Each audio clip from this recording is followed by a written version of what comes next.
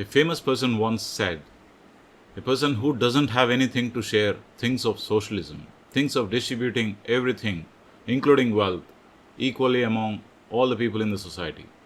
Once you place a certain amount of wealth in his lap, he thinks otherwise. Namaskar, they call me Vijay Sridhara, and I'm once again back with one more podcast on helping people. In what ways can it help us, and in how many ways can we help others? These days, when everything, including love, has become a business, people are constantly thinking about takeaway. In every meeting we have, in every interaction with other human being we have, we are thinking about what is a takeaway. Takeaway in terms of material or takeaway in terms of a thought which can enhance the material that we already possess or we do not possess. So it's always about enhancing the material that we have. We think that enhancing the material with us or the knowledge with which we can enhance the material will enhance our way of life. But that's a very false assumption which has been systematically introduced into our minds. We behave that way as if anything that has to be done in the society must have some profitability in return. No, that is not the right way to exist. We must do certain things in a selfless way. Only then the society will prosper better. Yes, it is important in businesses. Moment on moment, every minute that you spend in business, you must look at the profitability because that in return affects the business. Wherever you're spending your business time must have some accountability. So it makes absolute sense in business, but not outside of it. Now, outside of the businesses, it doesn't have to be there. We don't have to think constantly about what is the profitability. What is that I'm going to get out of this? Outside of corporates and outside of businesses, it is all about human interactions. How can we make better relationships? How can we lubricate the society? How can we help each other in the society? This is what the society actually means. So for this, we have to leave the thought of what is the takeaway from everything. For the betterment of the society, we do contribute as individuals or we do contribute collectively without looking at the takeaway, but only for the betterment of the society. So only when we invest a little bit of our time, little bit of our material, little bit of our intelligence and sense and values into the society, only then society becomes a better place for us to live in and for our children to continue to prosper in the society. So in this podcast, I'm going to talk about 5 ways a selfless help in the society can help us back and 5 ways in which how we can help others. Now let me talk about skepticism in a few words because skepticism is a dangerous thing that is damaging the humanity. Skepticism has very silently taken over the world. When you help me a little bit selflessly, I'm compelled to think about what is the profit that you're going to get out of it. Everybody has fallen victim to skepticism. Skepticism doesn't make life intelligent. Skepticism makes life very ugly. We lose trust, we lose relationships, we lose many deals.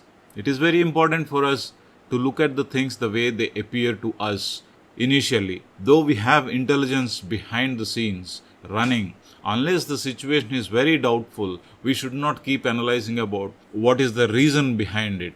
Because the beauty of a genuine scenario will be lost. The ability to respond in a genuine situation will be lost. So it is very important for us to take the things on their face initially unless the situation is absolutely risky. Now let's look at what are the 5 ways in which we can benefit by being selfless in our helping nature. Number 1, if we help somebody without any selfish thought, trust is the fundamental thing that is going to happen. Trust begins to take shape when you do some selfless help to others because you're not expecting anything from them. And given a little time, that person will start trusting us because we haven't expected anything and there is no obligation for the help that we have rendered to them. So trust is very important in the society to move forward. The second one is, it is a social lubricant. Of course, when the trust begins to happen, it becomes a lubricant in the society. When people start helping each other in various situations, which doesn't need too much of material, it may be just a word of advice, or it might be just a glass of water. So it becomes a social lubricant. People start feeling secure in the society because there are other people to look after us. And number three is relationships build when we do selfless help. Automatically, when there is trust, when there is a social lubrication, obviously every relationship starts to blossom. These are interlinked. We need to understand, if we do not help anybody in the society, we always look for profitability. Everybody suspects us. So we have to leave a little room for us to be able to exhibit our selflessness. And number four is human evolution is possible by selfless help. We think that only by intelligent human evolution is possible. No. One thing is, human intelligence will only dig the earth more and more. It will make more and more pollution out of earth. It will not evolve human beings. From the Darwin's theory of evolution, we understood that man has evolved from monkey, and now this is the final state of evolution. Now how can we evolve further? We can evolve further not in our intelligence, but as a human being. If we start behaving in a different way, if we start behaving in a selfless way, may not be in all the scenarios, it may not permit to behave in all the scenarios, but consciously we can do that on case by case basis. Now, the last one, everybody is in pursuit of happiness, isn't it? The action that all of us do, either we do business, or we go and entertain ourselves, or we maintain our families, we nurture our children. Everything has a reason in its root, happiness. We want to be happy every moment of life. Now, happiness can be sustainable if you had helped anybody selflessly. So this has roots in it. So if you want to be happy, selfless help is a major contributor for your happiness. So trust, social lubrication, relationship building, human evolution, and happiness. These are the 5 major reasons for you to be selfless, to help anybody in the society. Now, in how many different ways can we help others? Now, fundamentally, when a person is hungry, the mind is constantly thinking about bread, earning bread. When the hunger is satisfied, the mind opens up for 1,000 different thoughts and 1,000 different possibilities. So food and clothes are the major subsistence elements for any person. So if we see any hungry person and we try to teach them something else, that is very obscene. It is very important for us, wherever and whenever we see or whenever we feel like, feed hungry people so that their mind looks at other possibilities in life. The opportunity for you to transform their thought arises then, only when their hunger is satisfied and they look at other possibilities in life. When we say possibilities, a same goal set by a person can be reached in one day using shortcut methods, and the same goal can be reached in 100 days using a value-driven method. So what method is the person going to employ to reach his goal can be influenced or can be changed or can be transformed when their hunger is satisfied first. And then comes this opportunity of transforming their thought. That is when we can guide them in the right path.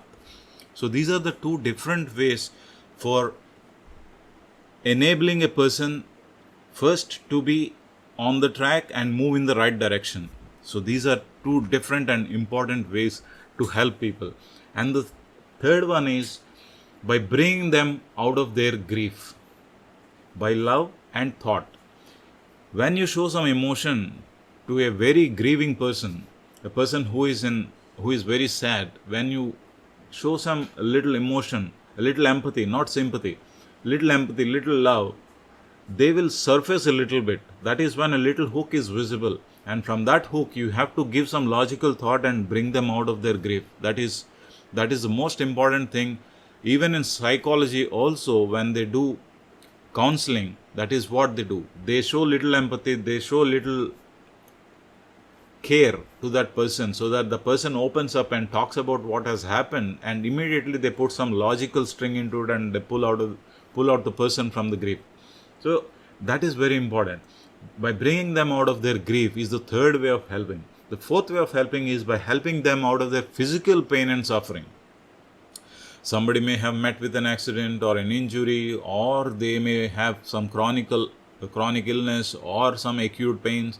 So how can we reduce their suffering? Because human suffering is inexplicable. So will we be able to help them either through medicines or through service? So there are two aspects that are involved here. Two aspects. One is material, another one is service. In what way can you render service? A person came to me and said, Vijay, I don't have any money with me. How can I help people? I want to help people. I said, do you get angry? Do you get irritation, frustration day in, day out? He said, yes. I get angry every day with everybody. Because he sets a lot of expectations with the people. Automatically, they will not live up to his expectations and he is angry on a day-to-day basis. When you are angry on a day-to-day basis, you cannot help others. Trust me. You should not be a problem within yourself. First, you have to settle down. You have to come to an equilibrium state. Then only you will be able to advise others in the right way. You may have the longing or the craving to help others, but you will not be able to help others because you are suffering within yourself. So the fourth way is to help people out of their physical pain and suffering. It requires either material or service. So if I suggested that person to go and do some service in any charity organization or in any hospital or any charitable hospital, please do some service or join any voluntary organization where you can do some service. Because he cannot spare material, his mind is not fit. So what he can do is only physical service. If he has material, I could have told him that you feed the hunger or you supply medicines to people. So this is the fourth way. And fifth way is by any other means. Now we need to understand that helping others do not mean always considering our friends, relatives, family members. This doesn't come as help. This is an emotional satisfaction. When we help our own friends, yes, that helps our emotion, right? And if we help our family members, that is not called as help. That's a need. That's a requirement within the family to help each other. But when we try to help indiscriminately anybody in the society, that will be called help. So that is what our target must be. Even if we are not that today, but tomorrow's target should be that. We should be able to help indiscriminately, whoever, wherever, whatever. The fundamental one is by providing them food and clothes. That's a subsistence. If it is possible, if you have the necessary material and if you have that helping nature, please enhance that and go ahead and do it. By changing their direction of thought or transforming their thought into a value-driven thought. That is very important for our teachers and our new parents to change the direction of thought or set the direction of thought in a value-driven way. And to bring people out of their grief with love and logical thought. By helping people out of their physical pain and suffering. And finally by any other means. You put all other miscellaneous things into by any other means. But the four fundamental things which will help the society to move very smooth are these ones. So with this, I would want to conclude. I have talked about 5 takeaways that selfless help will give us back when we do that, and it will make us not only happy but also we evolve as a human being. And in how many ways can we help the society to move smooth, to put our children into it in the next generation. Thank you so much for listening to my podcast. Stay tuned till next time.